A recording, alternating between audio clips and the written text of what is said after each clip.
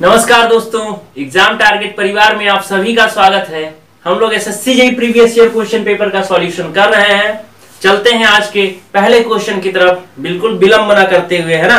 तो शुरुआत करते हैं। आज का हमारा पहला क्वेश्चन है, आपके स्क्रीन पर आ रहा होगा, देखिए आप कि according to Unwin's formula if T is the thickness of plate in mm the nominal diameter of rivet is. ठीक है, इसमें जो दिया है, अगर mm की बात करेंगे, ठीक है, अगर mm की बात करेंगे तो अगर हम अनविन फॉर्मूले की बात करें तो अनविन फॉर्मूला होता है क्या, 6.05 अंडर रूट टी mm में। ठीक है, टी mm में रखा जाता है, तब यहाँ पे क्या होगा 6.05। तो इनमें से कोई नहीं सही होगा। ठीक है, अगर हम वही बात करें जो है क्या सेंटीमीटर में अगर आप निकालते हैं तो देखिए सेंटीमीटर में क्या कर देंगे, यहाँ पे जब 6.05 है, यहाँ पे सेंटीमीटर क्या टी को सेंटीमीटर में रखेंगे तो एक mm में कितने जो है पॉइंट, अगर हम 10 सेंटीमीटर की बात करें तो 10 से जो है 1 mm की बात करें, 1 mm की तो कितना होता है 10 सेंटीमीटर, है ना। तो टी mm की बात करें तो कितना हो जाएगा, अगर इसको हम सेंटीमीटर में लिखें टी mm को तो कितना हो जाएगा 1/10 सेंटीमीटर, है ना। तो t/10 इसको हम करेंगे,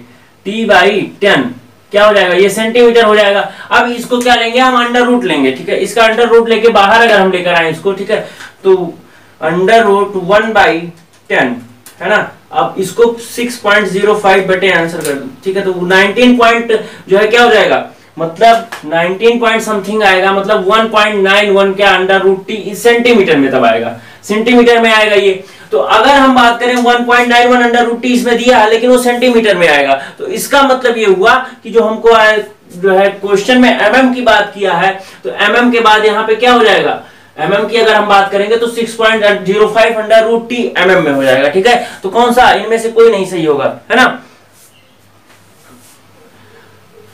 ठीक, तो पहले का कौन सा ऑप्शन सही हो जाएगा, फोर्थ, पहले का फोर्थ सही हो जाएगा। चलते हैं दूसरे क्वेश्चन की तरफ। दूसरा है हमारा कि effective length of column effectively held in position at both end and strained in the direction at one end. ठीक है, आपका जो है एक पोजीशन आपका क्या कर दिया गया, फिक्स्ड कर दिया गया है, और जो है रोटेशन के अबाउट भी क्या कर दिया गया, उसको हेल्ड कर दिया गया, लेकिन अगले में जो है एक जो है restrained in direction in one and, मतलब डायरेक्शन को तो रिस्ट्रेंड किया है, लेकिन जो है मतलब यहाँ पे वो जो है रोटेशन को नहीं किया है। ठीक, तो इसमें जो होता है एल इफेक्टिव बराबर लिया जाता है, वो 0.85 एल लिया जाता है, कितना 0.85 एल लिया जाता है। तो कौन सा ऑप्शन सही हो जाएगा, थर्ड ऑप्शन सही हो जाएगा। ठीक है, दूसरे का थर्ड सही हो जाएगा। चलते हैं अगले क्वेश्चन की तरफ। The most economical section for column, column के लिए जो मोस्ट इकोनॉमिकल होता है वो होता है ट्यूबुलर सेक्शन, है ना। और अगर वही बात करें किसके, टॉर्जन के लिए तो होता है बॉक्स सेक्शन, तो दोनों के लिए ध्यान रखिएगा। तो कौन सा हो जाएगा, फोर्थ ऑप्शन, 53rd का फोर्थ। चलते हैं अगले क्वेश्चन की तरफ, 54th की तरफ। If the unsupported length of a stanchion is 4 metre and least radius of gyration of cross section 5, then slenderness ratio. Area आपको दिया है कितना, सॉरी लेंथ दिया आपका 4 मीटर, लेंथ आपको दिया है 4 मीटर, और जो है आर मिनिमम दिया है, यानी के मिनिमम आपको दिया है आपका कितना 5। तो आपको क्या ज्ञात करना है, लेमडा आपको, तो लेमडा बराबर क्या होता है, एल इफेक्टिव अपॉन के मिनिमम, है ना।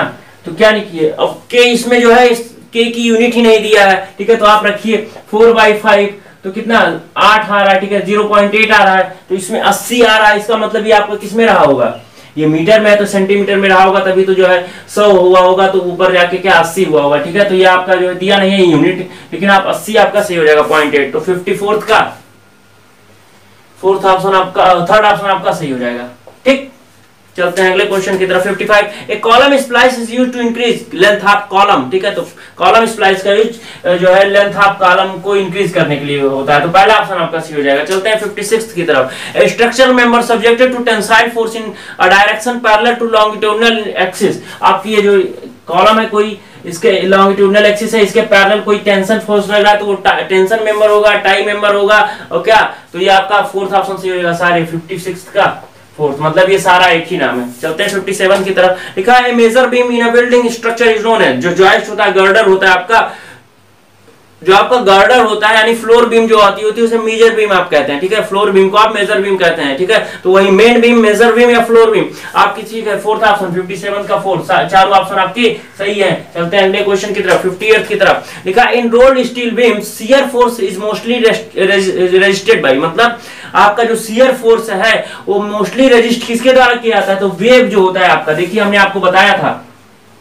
फ्लेंज आपका एक्सियल एंड बेंडिंग को जो है रेजिस्ट करता है, और वेव जो आपका होता है वो शियर को रेजिस्ट करता है ना। तो कौन सा ऑप्शन सही हो जाएगा, वेव ओनली, 58 का फर्स्ट। चलते हैं अगले क्वेश्चन की तरफ, 59 की तरफ। लिखा है 59 क्वेश्चन है आपका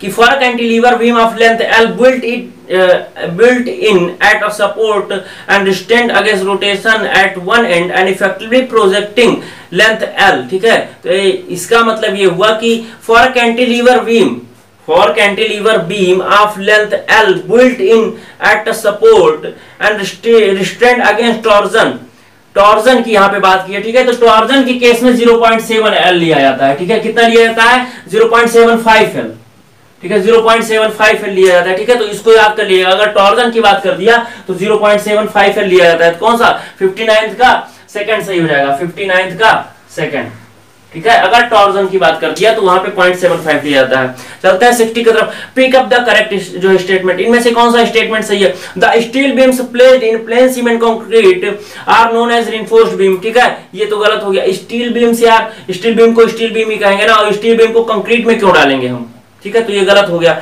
लिखा है the filler joist are generally continuous over 3 supports, ठीक है। थर्ड है आपका continuous fillers are connected to the main beams by means of cleat angles, ठीक है। फोर्थ है आपका continuous filler are supported by main steel beams, ठीक है। जो कॉन्टिन्यूअस फिलर्स होते हैं आपके किसके द्वारा सपोर्ट किए जाते हैं, मेन स्टील बीम्स के द्वारा। तो फोर्थ ऑप्शन आपका सही होगा इसमें से, ठीक है। बाकी तीनों गलत हैं। तो जो कॉन्टिन्यूअस फिलर्स होते हैं आपके वो किसके द्वारा सपोर्टेड किए जाते हैं, मेन स्टील बीम्स के द्वारा। तो 60 का फोर्थ हो जाएगा आपका सही, ठीक है। चलते हैं अगले क्वेश्चन की तरफ। 61 क्या, concrete mainly consist of, concrete में क्या होता है, सीमेंट होता है, एग्रीगेट होता है, मिक्सचर्स होते हैं। तो चारों ऑप्शन सही हो जाएंगे। 61 का फोर्थ सही हो जाएगा। चलते हैं 62nd की तरफ। है आपका a concrete using an air entrained cement, मतलब अगर आपकी कंक्रीट जो है, कंक्रीट में एयर इंट्रेंट एजेंट मिला दिया जाए तो क्या होता है, कंक्रीट की वर्केबिलिटी बढ़ जाती है लेकिन स्ट्रेंथ घट जाती है। तो देखिए इससे रिलेटेड कोई ऑप्शन दिया है,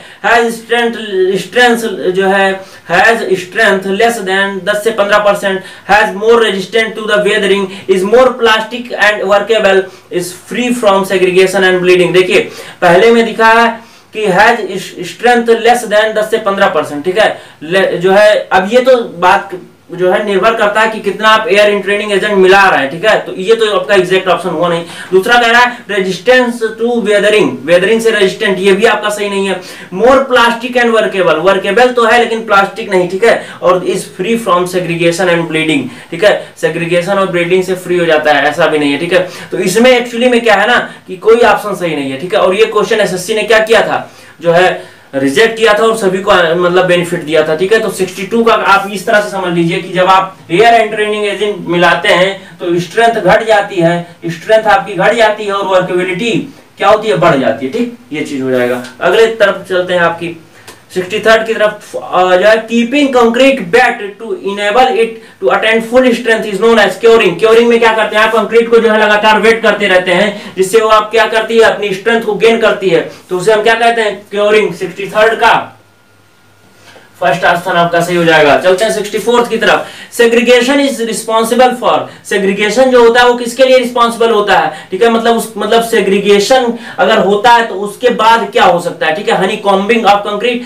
porous layer in concrete, surface scaling, तीनों चीज होते हैं। हनी कॉम्बिंग का मतलब क्या होता है, पोरस हो जाना, मतलब वही छिद्र टाइप का हो जाना, ठीक है। हनी कॉम्ब जो है आप क्या करते हैं, ब्रिक मैसनरी देखते हैं तो क्या करते हैं, बीच बीच में होल छोड़ते जाते हैं, तो वही चीज है ये, ठीक है। तो ये आपके चारों ऑप्शन सही हो जाएंगे। 64 का फोर्थ आपका सही हो जाएगा। चलते हैं अगली क्वेश्चन की तरफ। 65 है आपका WP and WF are the weight of cylinder containing partially compacted and fully कम, ये कंपैक्शन फैक्टर का जो है दिया हुआ है। तो देखिए इन दोनों का रेशियो है आपका कंपैक्शन फैक्टर कहलाता है, और अगर इसकी वैल्यू 0.95 है इसका मतलब क्या है, ये हाई वर्केबल है, ठीक है। तो हाई वर्केबल मतलब जो है फोर्थ ऑप्शन आपका सही हो जाएगा। 65 का फोर्थ सही हो जाएगा, है ना। चलते हैं अगले क्वेश्चन की तरफ। 66 the process of hardening the concrete by keeping the surface moist, curing, दो बार आ गया, दो बार क्योरिंग आ गया, ठीक है। तो 66 का थर्ड, एक ही सेट में दो बार और लगातार जो है एक क्वेश्चन के बाद आना एक ही क्वेश्चन का, ठीक है, समझ रहना है 80 का। अब चलते हैं pick up the correct statement from the following, इनमें से कौन सा जो है सही है आपका। तो there should not be any loss of cement from the charge drum of mixer, जब आप मिक्सर में जो है सीमेंट को डालते हैं तो कोई जो है लॉस नहीं होता, जबकि आप जब जो है क्वांटिटी निकालते हैं तो 90% एफिशिएंसी लेते हैं, मतलब 10% लॉस हुआ, ठीक है। और लिखा है cement should be mixed for at least 1 minute, 2 minute तक होना चाहिए कम से कम, ठीक है, ये भी मतलब सही है, 1 मिनट तक हो सकता है, ठीक। और थर्ड है आपका 10% of water is placed in the rotating drum before adding dry material, मतलब हाँ ड्राई मटेरियल को जो है मिलाने के बाद आप पानी मिलाते हैं, पहले आप क्या करते हैं ड्राई मटेरियल को मिला लेते हैं फिर उसके बाद पानी डालते हैं, ठीक है। तो ये आपका फोर्थ ऑप्शन से हो जाएगा। देखिए पहला आपका दिया था there should not be any loss of cement from the charge drum, ठीक है। तो यहाँ पे सीमेंट की बात की तो सीमेंट में कोई लॉस नहीं होता है, टोटल एफिशिएंसी हम 90% लेते हैं, ठीक है। तो वो चीज आपका जो है, क्योंकि आपके दोनों ऑप्शन लास्ट वाले सही है तो आपको all of the above he choose करना पड़ेगा। तो 67 का फोर्थ आपका सही हो जाएगा, ठीक। चलते हैं अगले क्वेश्चन की तरफ। लिखा है the final operation of finishing floors, पहला क्या होता है स्क्रीडिंग, फिर क्या होता है फ्लोटिंग, फिर क्या होता है ट्रैवलिंग, तो लास्ट ऑप्शन आपका क्या है, लास्ट ऑप्शन क्या होता है ट्रैवलिंग, ठीक है। तो थर्ड ऑप्शन आपका सही होगा 68 का थर्ड। पहले आप क्या करते हैं स्क्रीडिंग, फिर फ्लोटिंग, फिर ट्रैवलिंग करते हैं, ठीक। चलते हैं अगले क्वेश्चन की तरफ। अगला क्वेश्चन है expansion joint are provided if the length of concrete structure exceed, अगर आप एक कंक्रीट जो है स्ट्रक्चर है आपका, उसका लेंथ अगर जो है कितने 45 मीटर से ज्यादा हो जाए तो आप क्या प्रोवाइड करते हैं एक्सपेंशन जॉइंट, ठीक है। तो फोर्थ ऑप्शन आपका सही हो जाएगा। 69 का फोर्थ आपका सही हो जाएगा। चलते हैं अगले क्वेश्चन की तरफ। देखा a flaky aggregate is said to be elongated if, देखिए आपका फ्लैकीनेस इंडेक्स क्या होता है 3/5 एवरेज साइज का, और इलोंगेशन क्या होता है 9/5 एवरेज साइज का, ठीक है। तो फ्लैकी एग्रीगेट जो है एंगुलर कब कहलाएगा, ठीक है 9/5/3/5 कर दीजिए आप 3, मतलब 3 गुणे एवरेज साइज, मतलब अगर ये 3 गुणा किसका हो जाए जो है फ्लैकी का हो जाए तो वो क्या कहलाएगा एंगुलर कहलाएगा, ठीक है। तो 3 टाइम्स, ठीक है 3 टाइम्स ऑफ मीन साइज, ठीक है। तो 70 का थर्ड वही चीज हमने निकाला ना 3 गुणे एवरेज, ठीक है। तो औसत का 3 गुना। चलते हैं अगले क्वेश्चन की तरफ। For construction of cement concrete floor the maximum permissible size of aggregate is, मतलब सीमेंट कंक्रीट फ्लोर है अगर आपका तो एग्रीगेट की मैक्सिमम साइज कितनी होगी 10 mm, ठीक। 71 का डी। और अगर सीमेंट कंक्रीटिंग की बात कर रही है तो मैक्सिमम कितना होता है 20 mm, फर्श की बात किया तो 10 mm, तो फोर्थ आपका सही हो जाएगा, ठीक। चलते हैं अगले क्वेश्चन की तरफ। Sand requiring for high water cement ratio belongs to, देखिए जब आप जोन फर्स्ट से जोन फोर्थ की तरफ जाते हैं तो मोटे कणों से महीन कणों की तरफ जाते हैं, और अगर आप महीन कणों की तरफ जाएंगे तो उसका सरफेस एरिया बढ़ जाएगा, सरफेस एरिया बढ़ जाएगा तो आपको क्या, आपको पानी जो है भिगोने के लिए ज्यादा लगेगा, तो वहां पे आपको वाटर सीमेंट रेशियो ज्यादा चाहिए होगा। तो इसका मतलब जोन फोर्थ में आपका जो है वाटर सीमेंट रेशियो ज्यादा चाहिए, तो यानी फोर्थ ऑप्शन आपका सही हो जाएगा 72 का फोर्थ। चलते हैं 73rd की तरफ। लिखा है the maximum amount of dust which may be permitted in aggregate, देखिए इसमें तीनों ऑप्शन सही है। डस्ट को आप क्या करते हैं कितनी मात्रा में आप जो है मैक्सिमम अलाउ कर सकते हैं, ठीक है। तो 5% of total aggregate for low workability with a course grading, ठीक है, ये भी सही है आपका। 10% of total aggregate for low workability with a fine grading, ठीक। और 20% of total aggregate for a mix having workability of fine grading, ठीक है। तो ये तीनों ऑप्शन किसके लिए, डस्ट के लिए, जो है डस्ट की मात्रा के लिए सही है, और इसको याद कर लीजिएगा। अलग अलग हो सकता है ऑप्शन में एक दे दे, ठीक है, तो इसको आप याद कर लीजिए। 73rd का फोर्थ हो जाएगा आपका। चलते हैं अगले क्वेश्चन की तरफ। अगला क्वेश्चन है हमारा the cement becomes useless if it absorb moisture content exceed, अगर आपका सीमेंट 5% से ज्यादा मॉइस्चर कंटेंट जो है एब्जॉर्ब कर लेता है तो यूजलेस हो जाता है, ठीक है। तो आपका 74th का फोर्थ सी हो जाएगा। अगले क्वेश्चन की तरफ चलते हैं। अगला क्वेश्चन है हमारा for concreting the surface of runway road and pavement the aggregate impact value, impact value अगर आपकी बात करें तो 30% से अधिक नहीं होनी चाहिए जब आप किस पे रोड सरफेस की बात करते हैं, है ना। रोड सरफेस पर अगर आपको एग्रीगेट लगाना है तो आपको जो है 30% से अधिक इम्पैक्ट वैल्यू नहीं होनी चाहिए। तो कौन सा थर्ड ऑप्शन आपका सही हो जाएगा 75 का थर्ड सही हो जाएगा। चलते हैं अगले क्वेश्चन की तरफ, 76 की तरफ। Pick up the correct statement from the following, निम्न में से कौन सा सही है? डेंसिटी ऑफ नॉर्मल कंक्रीट है about 2400 KG per metre cube, सही है आपका। Density of light weight 1900 KG per metre cube, ये भी सही है आपका। हैवी कंक्रीट का 3850, तीनों सही है आपके। 76 का फोर्थ आपका सही हो जाएगा, 76 का फोर्थ आप सही हो जाएगा। तो अगला है आपका 77th है।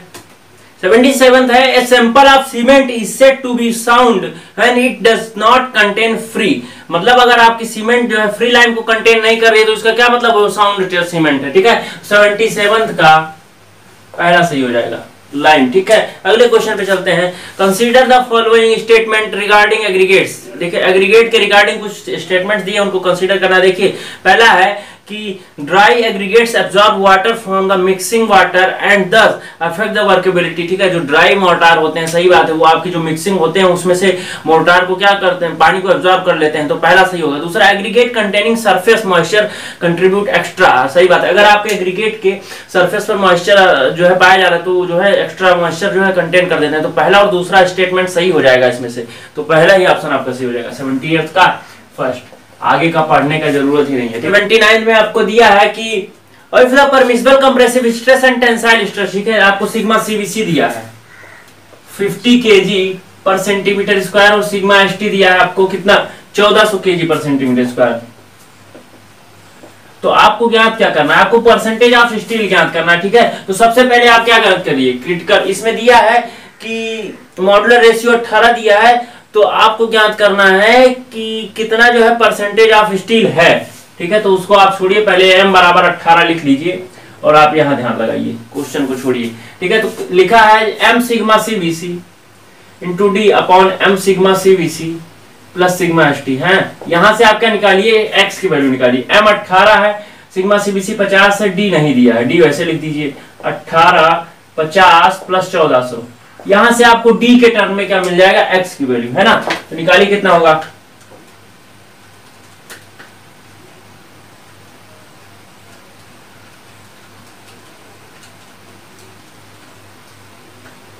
.39d, कितना हो गया 0.39d, ये आपका जो है x की वैल्यू आ गई, ठीक है। अब आपने पढ़ा होगा कि आप क्या करिए कि जो है C बराबर T, मतलब कंप्रेसिव फोर्स को टेंसाइल फोर्स के बराबर कर दीजिए। क्या होता है, Bx sigma CVC by 2 equal to क्या होता है, M AST इंटू M नहीं होता, AST इंटू सिग्मा ST, है ना, ये चीज होता है AST इंटू सिग्मा ST। तो अब आप क्या करिए, इसको बराबर कर दीजिए। तो यहाँ पे देखिए B आपका नहीं दिया है, X आपका निकल के आया 0.39d, सिग्मा CVC 50 निकल के आया बटे 2 इक्वल टू क्या कर दीजिए, AST इंटू सिग्मा ST आपका 1400 है, ठीक है। अब आप क्या करिए, B और D को इधर रहने दीजिए, ठीक है। B और D को, AST को एक तरफ करिए, ठीक है। AST आप बराबर निकालिए, ST के बराबर किसके होगा, निकालिए आप जरा, ठीक है। कितना हो जाएगा 0.39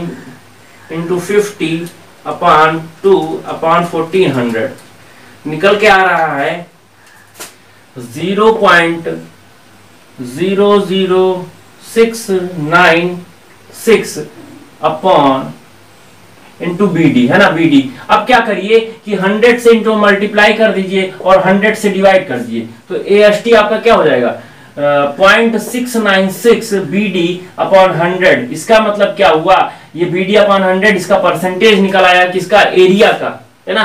तो कितना परसेंट हो गया 0.696%, मतलब इस BD मतलब आपका बीम का क्रॉस सेक्शन का एरिया हो गया। इस एरिया में कितना परसेंट स्टील लग रही है, 0.696%, ठीक है। तो कौन सा ऑप्शन सही हो जाएगा, थर्ड ऑप्शन, 79 का थर्ड। समझ में आया कि नहीं आया, चलते हैं 80 की तरफ। 80 हमारा the maximum shear stress in a rectangular beam, ठीक है, 1.5 times of average shear stress, ठीक है। 80 का सेकंड, कितनी बार इसको आपको बता चुके हैं। चलते हैं अगली तरफ।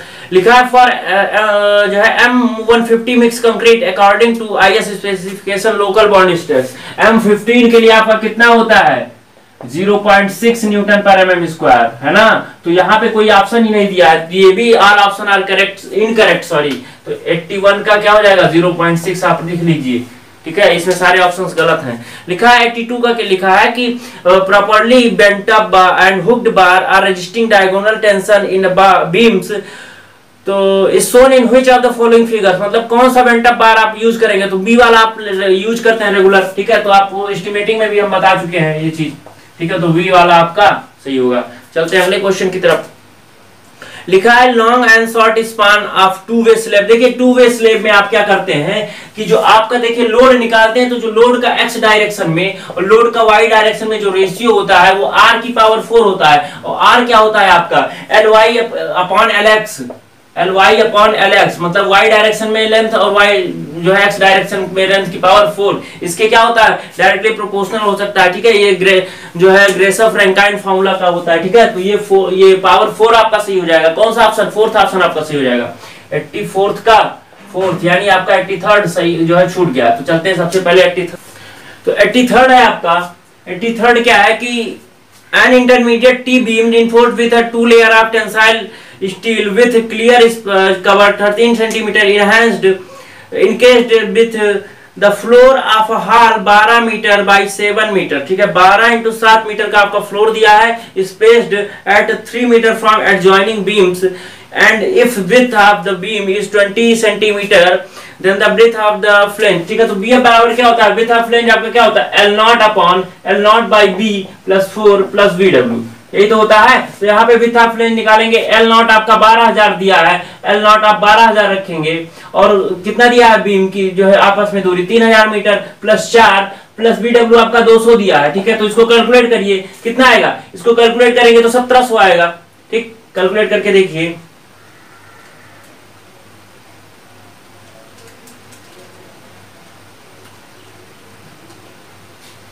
1700 mm आपका आ रहा है, 1700 mm मतलब 170 सेंटीमीटर है। कोई ऑप्शन इसके इर्द गिर्द, ठीक है, 176 वाला थर्ड सही कर दीजिए आप, 83rd का थर्ड सही कर दीजिए, है ना। चलते हैं 84th की तरफ। 84th है हमारा, 84th है,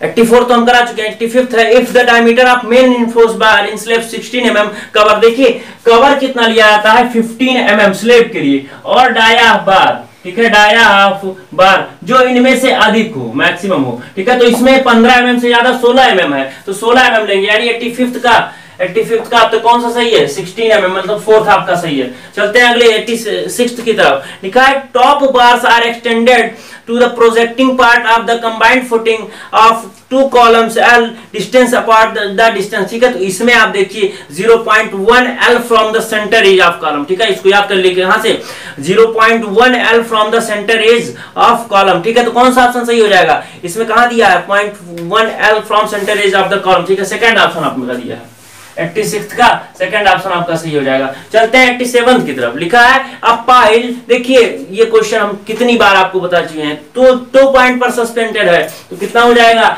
WL² 47, 3 पर होता तो WL² 90, 1 पॉइंट पर होता तो WL² 8, तो कौन सा सही हो जाएगा 47 वाला, यानी 87 का थर्ड आपका सही हो जाएगा। चलते हैं 88th की तरफ। लिखा if the W is the weight of retaining wall and P is the horizontal force, horizontal earth pressure, the factor of safety against sliding, sliding के लिए कितना लेते हैं आप 1.5, कौन सा सही हो जाएगा थर्ड ऑप्शन 88 का थर्ड सही हो जाएगा। चलते हैं 89th की तरफ। हमारा क्वेश्चन है the deflection of a uniform circular bar D and length L with extended an amount of under a tensile force जो है पुल W1 carries same load at it mid span. देखिए आपका एक सर्कुलर बार दिया है, उस बार को आप सिंपली सपोर्टेड बीम समझ लीजिए, है ना, सिर्फ एक बार सिंपली सपोर्टेड बीम समझिए आप उसको, ठीक है।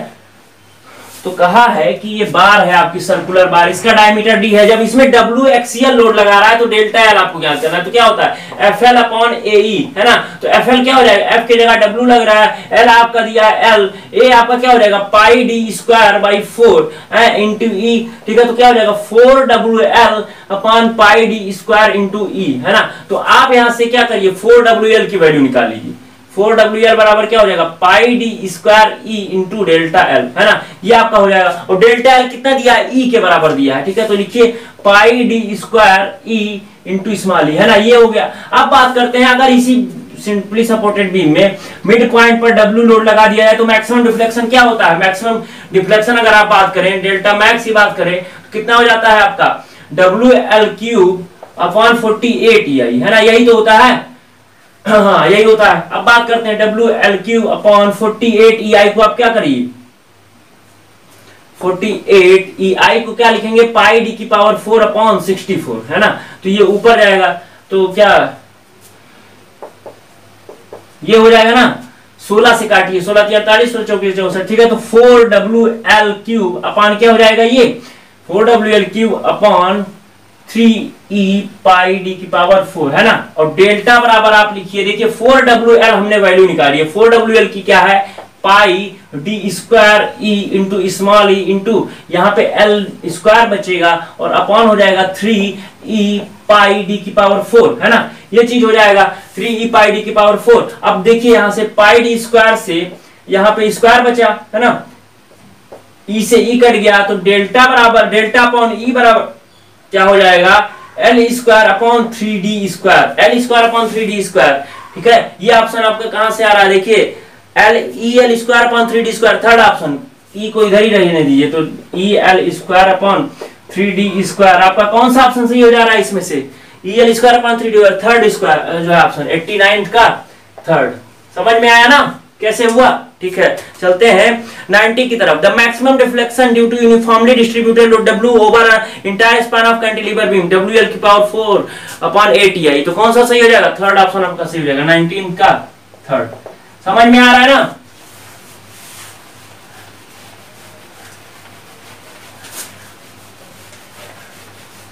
अब बात करते हैं 91st की, तो 91st है हमारा, if the normal stress due to longitudinal and transverse load. देखिए आपका जब जानते हैं जब आपके पिंड होता है कोई, उसमें ये भी आपका सिग्मा 1 भी लगा रहता है और सिग्मा 2 भी लगा रहता है, और किसी इंक्लाइंड प्लेन पर मैक्सिमम शियर स्ट्रेस पूछता है, मैक्सिमम शियर स्ट्रेस आपका क्या होता है, sigma 1 minus sigma 2/2 into sine 2 theta, है ना, यही होता है आपका maximum shear stress, sigma 1 minus sigma 2/2 into sine 2 theta, ठीक है। और मैक्सिमम प्रिंसिपल मतलब नॉर्मल स्ट्रेस की बात करता है तो sigma 1 plus sigma 2/2 into cos 2 theta, है ना, ये चीज आपका निकल के आता है, ठीक। तो इसमें कौन सा है ऑप्शन, शियर स्ट्रेस की बात किया है तो शियर स्ट्रेस कौन सा सही हो जाएगा, थर्ड ऑप्शन आपका सही हो जाएगा, 91st का थर्ड ऑप्शन आपका सही हो जाएगा, है ना, 91st का थर्ड ऑप्शन सही हो जाएगा। देखिए इसका डेरिवेशन हम करा सकते हैं लेकिन फालतू में आपके ऑब्जेक्टिव का टाइम जाएगा, है ना, इसका हम सोम इसके बाद आपको हम पढ़ाएंगे, ठीक है। एस्टिमेटिंग के बाद आप लोग जो सब्जेक्ट कहेंगे, आप लोग बताइए कौन सा सब्जेक्ट आपको पढ़ना है एस्टिमेटिंग के बाद। तो एस्टिमेटिंग आपकी ज्यादा दिन चलने वाली नहीं है, 2-3 दिन और चलेगी, ठीक है। तो उसके बाद हम जो है क्या पढ़ाएं आप लोग बताइएगा, ठीक। चलते हैं अगले क्वेश्चन की तरफ। आपको एक ट्रस दी हुई है, ट्रस में आपको क्या पूछा गया है, आपका कौन सा क्वेश्चन है, 92nd नंबर समझ लीजिए क्योंकि इसमें नंबर नहीं दिख रहा है, तो ठीक है। एसी मेंबर में आपको फोर्स निकालना है, एसी, ठीक है। सबसे पहले आप रिएक्शन कैलकुलेट करिए, रिएक्शन कैलकुलेट करिए, इसमें रिएक्शन कैलकुलेट हो जाएगा तो सवाल आसान हो जाएगा। रिएक्शन कैलकुलेट करिए, आपका यहाँ पे हिंज है, यहाँ पे रोलर है ना, और ये दो मेंबर आपके कुछ ऐसे जुड़े हैं, मतलब ये हो गया और ये हो गया, ठीक है। ये चीज है कुछ ऐसा, 10T और 5T का फोर्स लग रहा है, यहाँ पे 10T और यहाँ पे 5T का फोर्स लग रहा है। इनके बीच की दूरी 4-4 सेंटीमीटर है और ये 60 डिग्री है पूरा, ये भी 60 डिग्री है, ठीक है। यहाँ पे इस लोड की क्रिया रेखा अगर लाएं तो यहाँ से 2-2 सेंटीमीटर दूर होगा। इस पॉइंट पे आप क्या लीजिए, मोमेंट, इसे ए मान लीजिए, इसे बी मान लीजिए, ठीक है। यहाँ पे रिएक्शन RA मान लीजिए और यहाँ पे RB, देखिए HA आएगा नहीं क्योंकि कोई हॉरिजॉन्टल फोर्स नहीं दिख रहा है, तो इसलिए हम दिखाएंगे नहीं, ठीक है। तो RA प्लस RB अगर हम देखेंगे तो 10-5 15T हो जाएगा, ठीक है। Sigma M at point A पर अगर हम लेंगे 0 करें तो RB इंटू 8, ठीक है, बराबर 5T into 4 2 6 plus 10T into 2, ठीक। तो क्या हो जाएगा, RB बराबर हो जाएगा आपका 30 और ये भी T होगा ना, 30 और 20 50T, है ना, 50T हो जाएगा आपका, तो बटे 8, ठीक है। 50T बटे 8 आपका RB आ गया। इसको कैलकुलेट करिए कितना आएगा, 5T/8, ठीक है, 50T/8 मतलब 7.14, ठीक है, 7 पॉइंट, ठीक है। इसको ऐसे रहने दीजिए 60T/8, ठीक। अगर हम बात करें इसका तो क्या हो जाएगा 10t इंटू 2, ठीक है 10t इंटू 2 यानी 20 और 5t इंटू 6 तो 560 मतलब 50 क्या हो जाएगा, तो 5 36 और 10 20 30 20 50 मतलब 50/8, ठीक है आर भी हो गया। तो आर ए आपका क्या हो जाएगा 15t माइनस 50t/8, तो निकालिए कितना हो जाएगा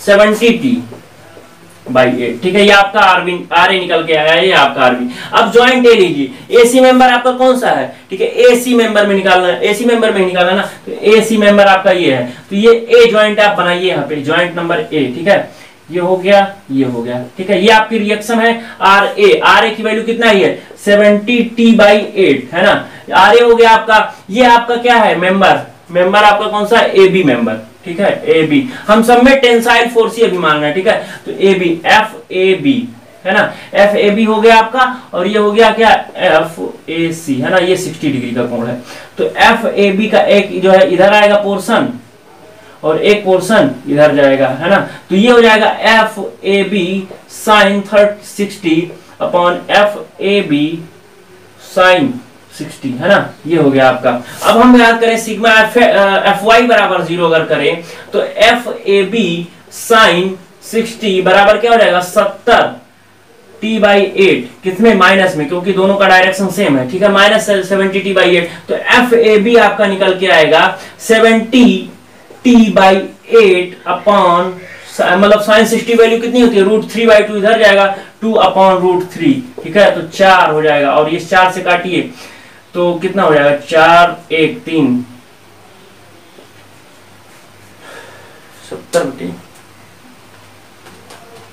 17.5 कितना हो जाएगा, एफ ए बी में आपका हो जाएगा 17.5/√3, ठीक है ये आपका फोर्स आ जाएगा। अब देखिए सिग्मा एफ एक्स बराबर आप 0 करिए, सिग्मा एफ एक्स बराबर 0 करेंगे तो F A B cos 60 minus F A C plus F A C बराबर 0, क्योंकि एक ही डायरेक्शन में, ठीक है तो एफ ए सी बराबर क्या हो जाएगा माइनस, इसमें आएगा माइनस में तो ये उधर जाएगा माइनस में, एफ ए बी रहेगा तो प्लस में हो जाएगा, प्लस में हो जाएगा तो 17.5/√3 इंटू कॉस 60 की वैल्यू कितनी होती है 1/2, मतलब 17.5/2 कर दीजिए आप, कितना 8.75/√3, और सेम जो है प्लस में ही आ रहा है मतलब साइन, इसका मतलब जो हमने डायरेक्शन मानी थी टेंसाइल वो आपकी सही है, और इस मेंबर में हमने माइनस में आ रहा है तो इसका मतलब इसमें कंप्रेसिव फोर्स आएगा, तो 8.75/√3 क्या टेंशन, ठीक है तो कौन सा हो जाएगा 8 टेंसाइल 8.75/√3 टी इंटू टेंशन, ठीक है सब में टी लगा दीजिए आप, टी लगा था पहले से है ना,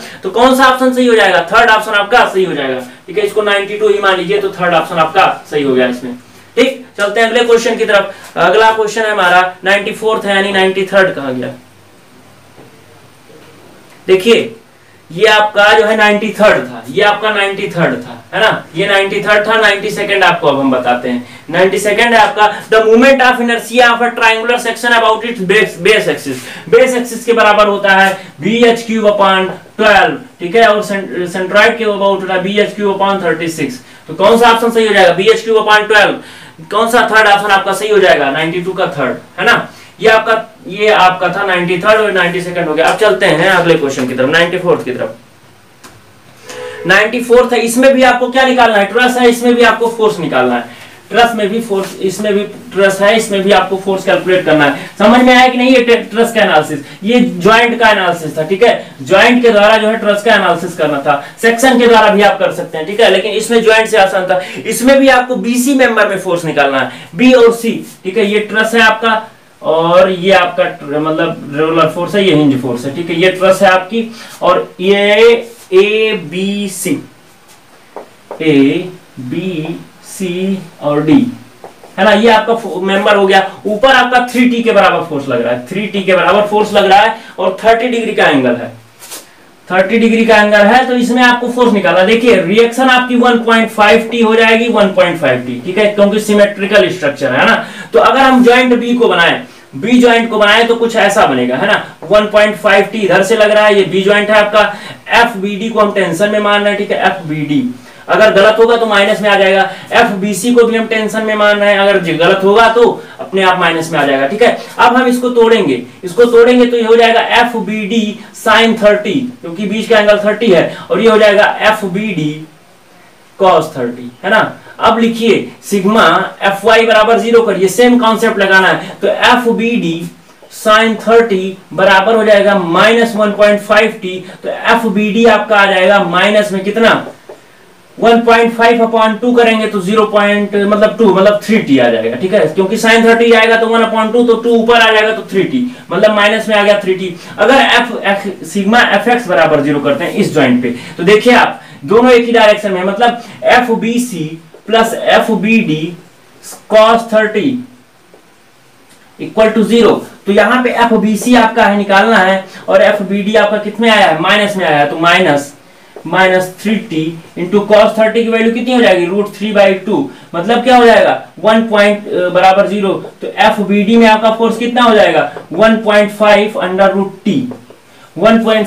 √t, ठीक है। और इसको आप चाहिए तो देखिए, अगर हम इसको 1.5 √t ना लिखें तो क्या हो जाएगा 3√3/2 इंटू टी, है ना, 3√3/2, यही तो आया है आंसर, ठीक है। 3√3 थर्ड ऑप्शन में यही दिया है, 3√3 टेंशन में, ठीक है, टेंशन में क्योंकि हम माने थे इसको, तो टेंशन सही होगा, यानी थर्ड ऑप्शन आपका सही हो जाएगा। तो 94th का थर्ड सही हो जाएगा। समझ में आया ना। चलते हैं अगले क्वेश्चन की तरफ। अगला क्वेश्चन है 95। एक सॉलिड सॉफ्ट दिया हुआ है ना, एक शाफ्ट दिया है आपको, सॉलिड शाफ्ट दिया हुआ है, और उसके डायमीटर और एनआरपीएम वगैरह दिया, ठीक है। तो डायमीटर आपका दिया है 20 सेंटीमीटर, डी आपका दिया है 20 सेंटीमीटर।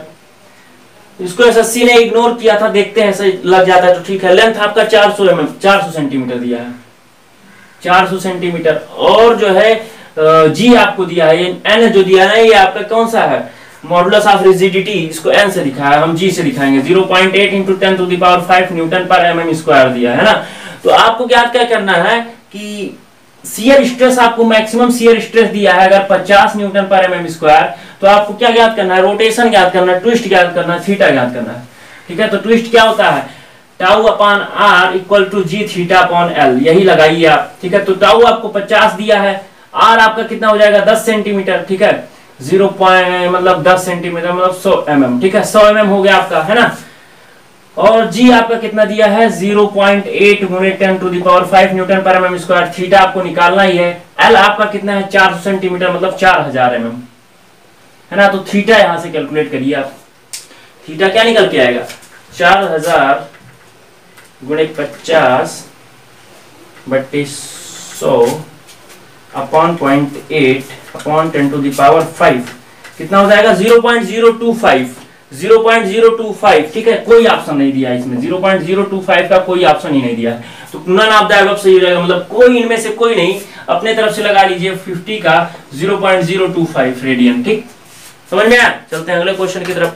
अगला क्वेश्चन है the load on a spring per unit deflection star, per unit deflection प्राप्त करने के लिए लोड कितना सह सकता है जो आपका क्या है स्प्रिंग, तो उसे आपको क्या कहते हैं, स्टिफनेस कहते हैं, ठीक है, स्टिफनेस कहते हैं। प्रूफ रेजिलियंस हम आपको बता चुके हैं, प्रूफ स्ट्रेस और प्रूफ लोड भी बता चुके हैं। तो 96 का पहला। चलते हैं अगले क्वेश्चन की तरफ। अगला क्वेश्चन है हमारा 97। In case of simply supported rectangular beam of span L and loaded with the central load W, the length of elastoplastic zone in plastic hinge, ठीक है, L/3। इस क्वेश्चन में हम शायद आपको L/5 बता चुके हैं एक बार, तो उसको जो है आप क्या कर लीजिएगा, थोड़ा चेंज कर लीजिएगा, L/3 होता है, ठीक। अगले क्वेश्चन की तरफ चलते हैं। जो है अगला क्वेश्चन है हमारा, देखिए इसमें 98 और 99, ठीक है, ये दो क्वेश्चन हम आपको नहीं कराएंगे क्योंकि ये क्वेश्चन ही गलत है। देखिए ऑप्शन गलत रहते हैं तो हम क्वेश्चन करा के आपको आंसर ला देते हैं सही, लेकिन जब क्वेश्चन ही गलत है तो हम कराएंगे क्या, ठीक है। तो ये दो क्वेश्चन स्किप कर रहे हैं, आज आपके कुल 48 क्वेश्चन होंगे, ठीक है। तो the equivalent length of column L having one and fixed and other and free, मतलब 2L हो जाएगा, ठीक है। तो 100 का आपका 2L मतलब 2L सही हो जाएगा। चल अब ये हमारा आज का लास्ट का क्वेश्चन था, ठीक है। अगर आपकी कोई क्वेरी होती है तो आप कमेंट बॉक्स में किया करिए, आपको तुरंत जो है उसका सॉल्यूशन मिलेगा। अगर उस समय सॉल्यूशन नहीं मिल पाता है किसी भी वजह से, तो नेक्स्ट लेक्चर में हम आपको यहाँ पे सॉल्यूशन आपको देंगे। कोई क्वेश्चन हो तो आप जो है डिस्क्रिप्शन में टेलीग्राम की लिंक है, उस पे जाके आप हमको क्वेश्चन भेज सकते हैं, उस क्वेश्चन को हम आपको यहाँ पे सॉल्व करवाएंगे, ठीक है। तो आज के लिए इतना ही, धन्यवाद।